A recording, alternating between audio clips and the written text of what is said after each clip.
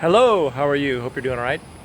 You can see behind me some rain clouds. They are coming, and it usually does rain almost every afternoon where I am. But I wanted us to think about the rain primarily in regards to Noah's flood. Now, there's a lot of discussion about Noah's flood, and unfortunately there are some who say, well, it was only local. What does that mean? Well, it means it was only in a certain area where Noah was. Now, the ark was huge. That's another topic.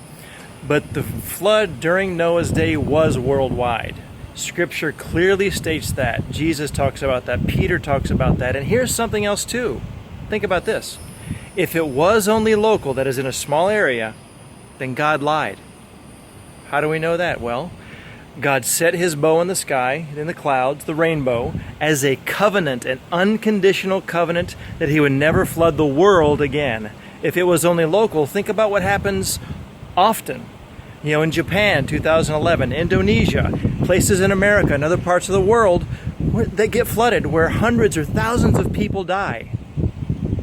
If the flood was only local, and God promised not to flood the world again or the local area again, it doesn't make any sense.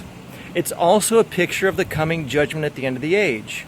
God's flood, his judgment during the time of Noah, was worldwide, just as it will be by fire at the coming of Christ at the end of the age.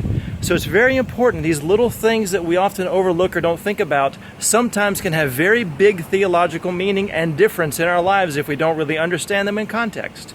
Something to think about. Again, the flood of Noah's day was worldwide, just as the judgment of God will be worldwide when Christ returns. Not only that, we're reminded of the covenants of God.